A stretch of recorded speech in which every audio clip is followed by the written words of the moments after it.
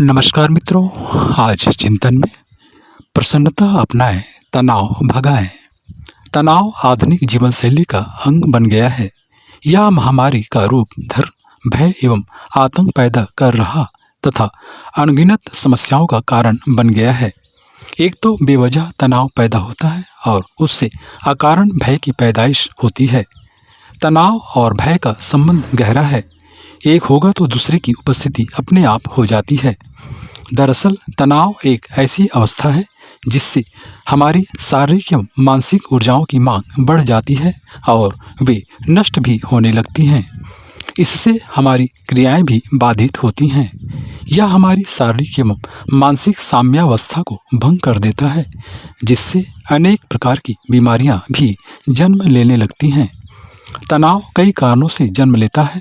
इसके पीछे शारीरिक एवं मानसिक दोनों वजह हो सकती हैं। शारीरिक कारकों में सिर दर्द, अस्थमा, डायबिटीज, हृदय रोग, सर्दी, जुकाम, कैंसर आदि हो सकते हैं एवं मानसिक कारकों में अनिद्रा, थकान, चिंता, अवसाद आते हैं। जिससे संबंधित और भी ऐसे अनेक कारण हैं जिनसे तनाव पैदा होता है। आजकल तनाव का होना एक सामान्य सी बात है। कभी बड़ों में पाई जाने वाली यह समस्या वर्तमान में नादान बच्चों को भी अपनी गिरफ्त में कर रही है।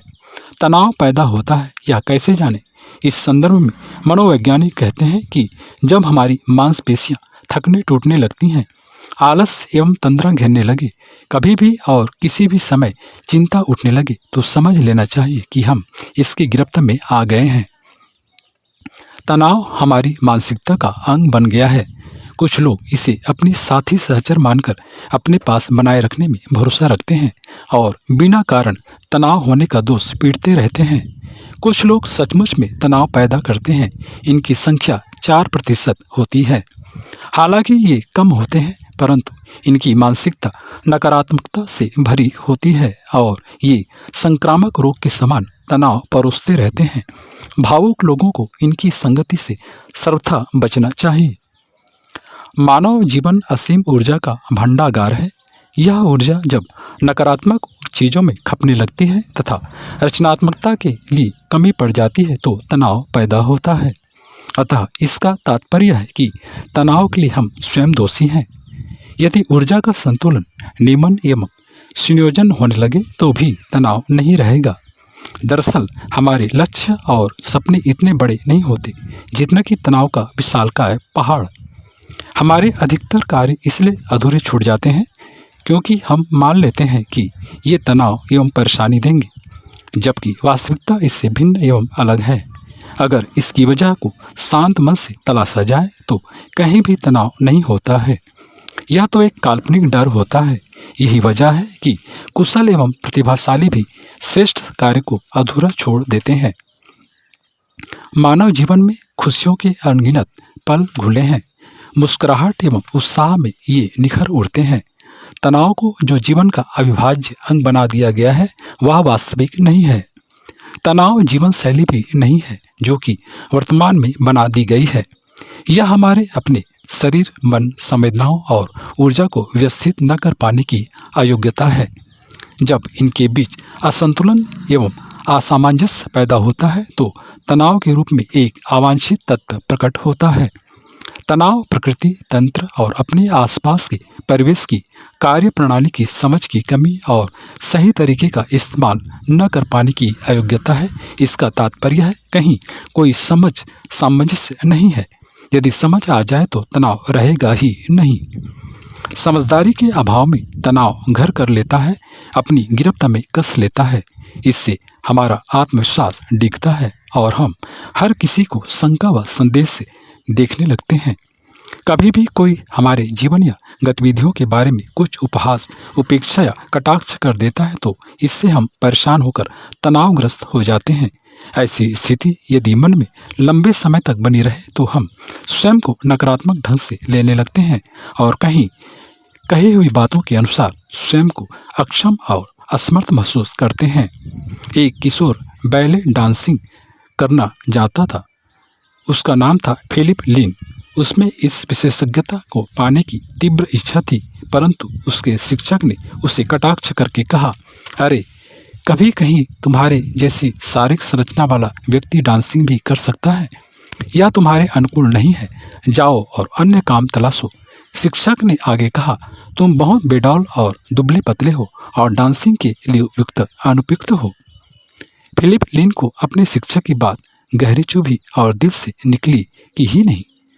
समाज में आगे बढ़ाने की अपेक्षा निराशाजनक बात कहकर हतोत्साहित करने वालों की कोई कमी नहीं है। ऐसा लिन के साथ भी हुआ। लिन तनावग्रस्त था और तनाव से निराश व हताश भी था। किसी ने उसे काउंसलिंग के लिए दूसरे व्यक्ति के पास भेजा।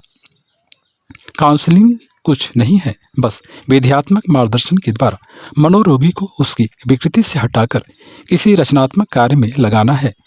यह सुविधा पहले अपने परिवार एवं समाज में बड़े एवं सम्मान्य व्यक्तियों के द्वारा उपलब्ध थी और व्यक्ति को क्लिनिक में काउंसलिंग लिए बगैर मिल जाती थी। इस परंपरा की उदासीनता के कारण ही इसी का आंशिक एवं आधुनिक स्वरूप है साइकोथेरेपी एवं काउंसलिंग। काउंसलिंग के दौरान व्यक्ति ने लिन के कुछ सवाल किए। पहले तो लिन ने कुछ कहा ही नहीं। इसके पीछे कारण है कि जब व्यक्ति अंदर से नकारात्मकता से भरा रहता है तो अपने को चारों ओर से बंद कर देता है। वह कुछ भी नहीं बोलता है और जब बोलने को होता है तो आवेशग्रस्त होकर रोने लगता है। यह आम जिंदगी की बात है जो लिन के साथ भी थी। लिन से प्रश्न किया गया, शिक्षक के अनुसार तुम्हारे बेडौल शरीर को क्या सुडौल बनाया जा सकता है? जैसी उसकी बनावट है, क्या उसमें परिवर्तन संभव है? लिन ने कहा, नहीं।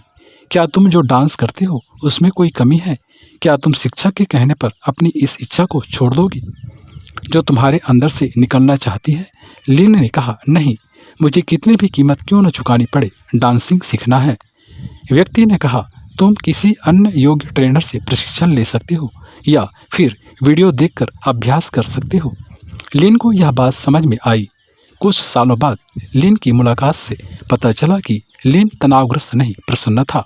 वह खुद ही एकेडमी खोल चुका था जहां बच्चों को डांस सिखाया जाता था।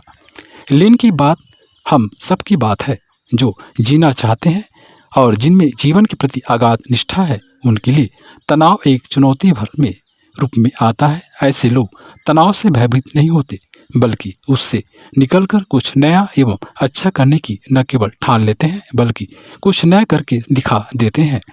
मित्रों, तनावयुक्त जीवन के लिए जीवन में ऐसी छोटी चीज़ों की तलाश करनी चाहिए जो हमें खुशी प्रदान करती है। जीवन में इन चीज़ों में बढ़ोतरी करनी चाहिए और उनसे बचना चाहिए जो हमें तनाव देती है। संबंधों में भी खुशी बांटने का प्रयास करना चाहिए। इंसान की दुखती रग को न तो स्पर्श करना चाहिए और न करने देना चाहिए। कोई यदि ऐसी तनाव वाली बात करे तो भी शांत एवं चुप रहना चाहिए।